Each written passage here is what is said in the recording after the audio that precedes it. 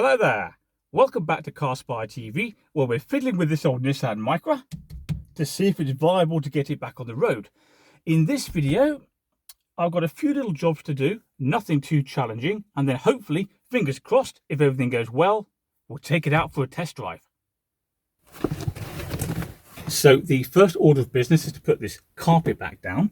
You may remember, if you're one of my long-term subscribers, that I originally pulled it back because water was pouring in under the glove box and absolutely soaking the carpet. So let's pull back this rubber thing, and then we have this white plastic edge which has to sit down here like so. Give that a shove under there, get in there. I push this back down.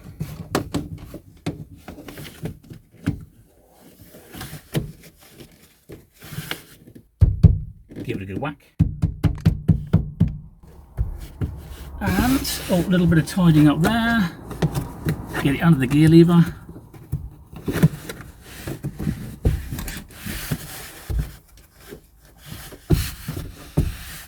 And that's not too bad. Now we've still got a bit of carpet just below the gear stick here, which is out of place, and I'm going to get it back in using prying tools. Have a look at this little set I've got. It cost about £3.50 from a certain famous auction website, and they're really useful, these things, if you're working on cars, because you can easily remove trim without, typically at least, damaging the trim, because these are made of a soft plastic. So let's get the carpet back in, start round here.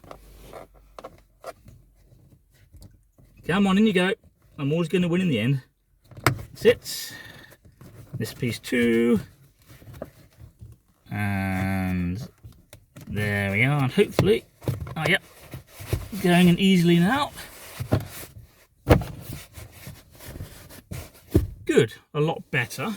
Now before we move on, let's just have a look at this piece of carpet over here. If I turn the camera around, you can see this isn't connected anymore to this white piece of plastic, so it does need to be glued down again, but I can't do that today because I've used the end of my glue fixing a plastic horse. It's a long story. Now I'd almost forgotten, but I've got a couple of bits of interior trim. There's one that need to be connected around the carpet. There's the other. The question is, where did I put the fasteners? No. That's one of them. That definitely isn't. That, as I recall, came from there when I disconnected that speaker. So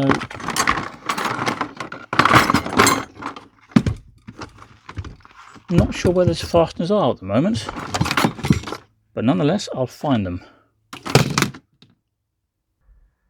Okay, I found the other fasteners, which were ironically in my magnetic parts tray, the purpose of which is to stop me losing fasteners because it holds them all in one place by those big magnets on the bottom, and they're really strong. Look, see? Good, eh?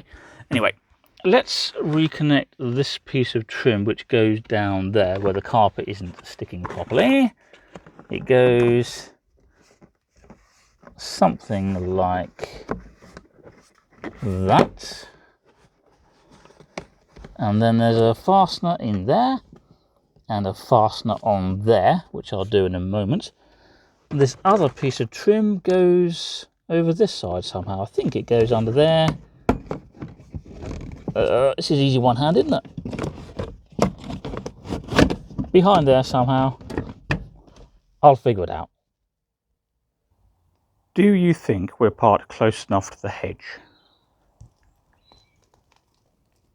Yeah. Let's finally reinstall the front passenger seat. It's just 4 bolts, which I have here, and I think they're 17mm. Let's try. Oh no, well off. That's far too big. So how about, yeah, 15mm. Okay. Now I'm going to use the longer of the ratchets I have here today. because as I recall, these bolts are quite tight and they're quite long, so this one should give me a bit more leverage.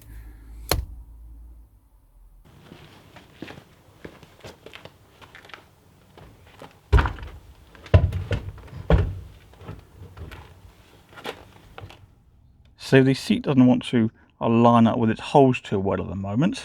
This one here, front left, that's okay, as you can see, and that one down there, front right, that's not too bad either. But this one here, back left, that's not lined up well at all, and the one down there, back right, I can't even see it, but I get the feeling it's not where it should be. So what I'll do is I'll get these front bolts in just loosely, then I'll be able to slide the seat forward as you would normally, hopefully wiggle it around, get to the back bolts, and we'll be okay.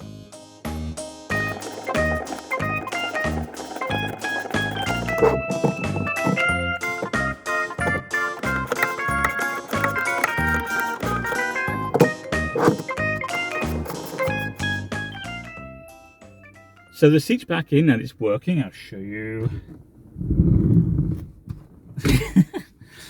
There we go. Now, I've got used to having this car without a front passenger seat, and in that scenario, there's quite a bit of space to move about in here when I want to fix things. Not so much now, so I do think if I ever have to do any more work under the dashboard, I may take the passenger seat back out, or maybe the driver's seat as well, because that does make it a lot easier. Right, what's next?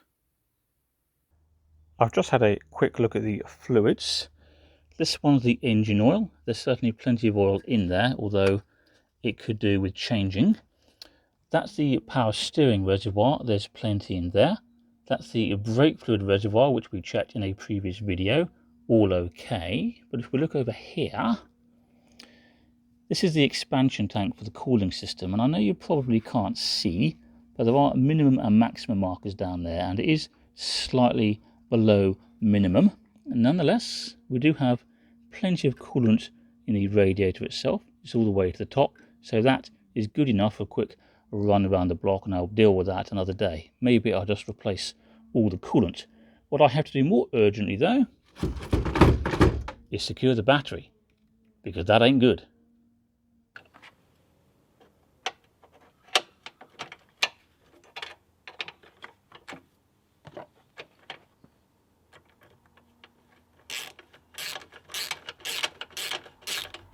Now, this is a job for another day, but at some point I want to have a quick look at this sunroof, because I get the feeling it might be leaking.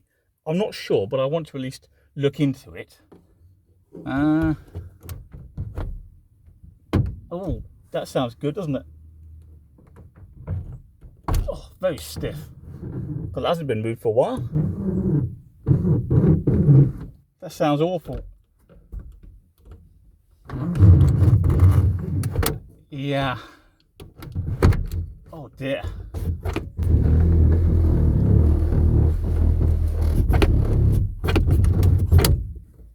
Yeah, I'd say that one way or another, that needs some attention.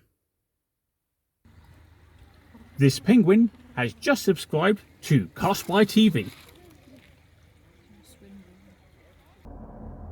Now, I haven't got time to clean the car properly before the test drive, but nonetheless, I'll give it a quick hose down.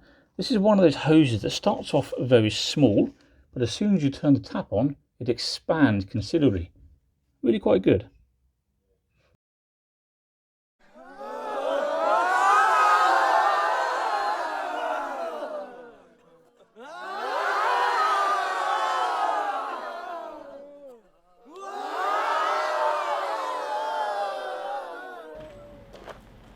Okay, so it's the big moment. It's finally time for a test drive.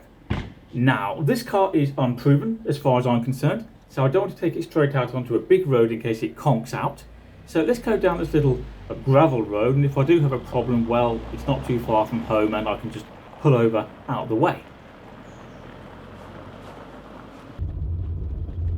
Now, I know this isn't the best type of road to evaluate a car, but nonetheless it will give us a first impression, and overall I say the first impressions are reasonably positive. The engine isn't threatening to cut out, for example, so that's obviously a big plus.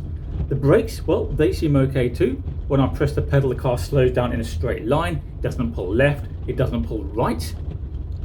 Now, I don't want to go too far down here because the road does narrow quite a bit. And I don't fancy getting stuck, so let's just turn it around here in this little intersection. Reverse gear. All clear. And back we go. But what we can't do is avoid the elephant in the room, and that of course is the gearbox. It is noisy, there's no point sugarcoating it. The gearbox does make a considerable amount of noise. That said, I'm not having any difficulty getting through the gears, so well, it's not actually causing any particular problem as of now. The big question of course is, how long will this gearbox last? It might conk out any day now, it might last a considerable time. It's really very difficult to say. However, my inclination is to drive the car as it is for a while, see how it performs overall, and if it seems worth buying a gearbox for it at some point, do it then rather than now. So there we go, we've been successful.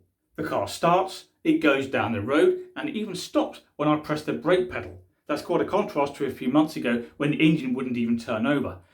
Now, clearly there's more work to do on this old Nissan Micra, both short term and long term, but all those things will have to wait for future videos. So if you want to keep up to date and you haven't already, don't forget to subscribe to my channel. Right, that's all for now. I'll see you next time.